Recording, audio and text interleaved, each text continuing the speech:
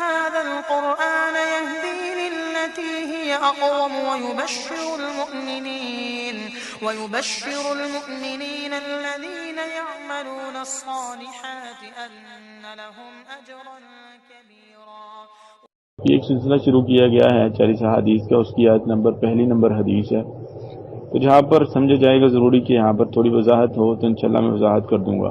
آج کی جو حدیث ہے یہ پہلی حدیث ہے، صحیح بخاری کی بھی یہ پہلی حدیث ہے، اس سلسلے کی پہلی بھی حدیث ہے.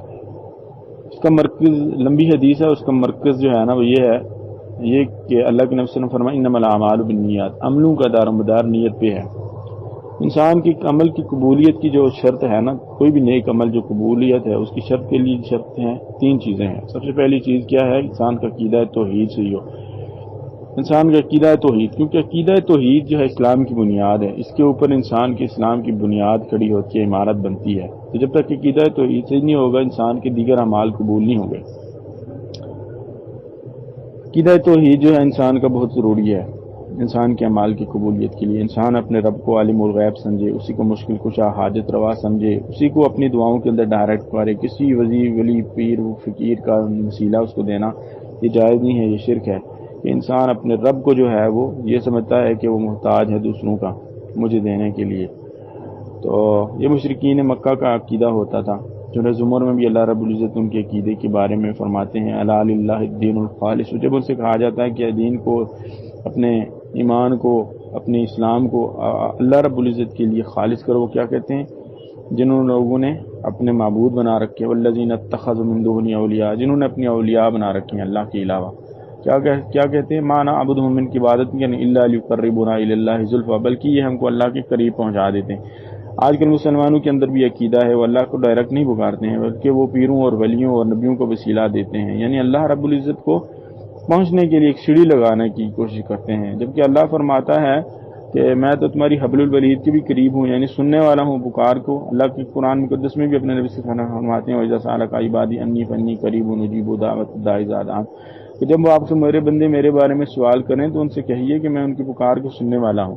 تو انسان کو اپنے رب کو ڈائریکٹ پکارنا چاہیے. اکثر جو ہے وہ شرک بھی ہی کیا جاتا ہے کہ اللہ رب العزت کو دوسرے بندوں کا، انسانوں کو وسیلہ دیا جاتا ہے، اس کو ڈائریکٹ پکارا نہیں جاتا ہے. اس کے ناموں کو وسیلہ دو جو قرآن مقدس کے اندر ہے. اللہ فرماتے ہیں نا وَلِلَّهِ الْأَسْمَاءُ الْحُسْنَىٰ فَادْعُوهُ بِهَا، کہ اللہ کے اچھے اچھے نام ہیں، اس کو اس اچھے ناموں سے پکارو. اس کے ناموں کو اس کو وسیلہ دو جو تیری عزت کا، تیری عظمت کا، جلال کا، ان کا واسطہ ہے. تو ہماری دعاؤں کو، ہم مشکلات کو حل کر دے، پریشانیوں کو دور کر دے، ہمیں یہ چیز ادا کر دے. تو انسان کا عقیدہ توحید لازمی ہے. دوسری چیز جو ہے انسان کی نیت کا ہے کہ انسان کی نیت جو ہے نا وہ بہت خالص ہونی چاہیے، اس کا عمل مقصد اللہ کے لیے ہونا چاہیے. 3 قسم کے انسانوں سے جہنم کے آپ کو بھڑکایا جائے گا. سب سے پہلے جہنم کے اندر ڈالا جائے گا.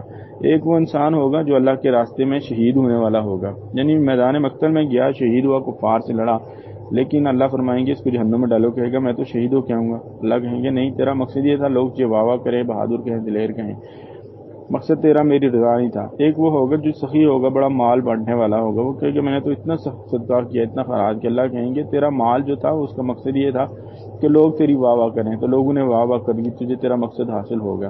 تیسرا وہ عالم دین ہوگا جو بڑی گفتگو کرے گا، بڑے زور لگا کے، تاکہ لوگ کہیں کہ بڑا اہل علم ہے، اور اس کا مقصد اللہ کی رضا نہیں ہوگا. اللہ رضا ہم سب کو ایسے اعمال سے بچائے. تو انسان کی عقیدہ توحید کے ساتھ ساتھ اس کی نیت بھی ضروری ہونی چاہیے. مقصد صرف اللہ کے لیے ہونا چاہیے، چاہے کسی غریب کی، مسکین کی مدد کرے، محتاج کی مدد کرے، کوئی بھی عمل کرے، نماز پڑھے، روزہ کرے، وہ صرف اللہ رب العزت کے لیے ہونا چاہیے. اور تیسری چیز کیا ہے کہ اس کے اندر طریقہ رسول اللہ صلی اللہ علیہ وسلم کا ہونا چاہیے. اور طریقہ جو ہے وہ رسول اللہ صلی اللہ علیہ وسلم کا جب تک نہیں ہوگا وہ عمل قابل قبول نہیں ہوگا.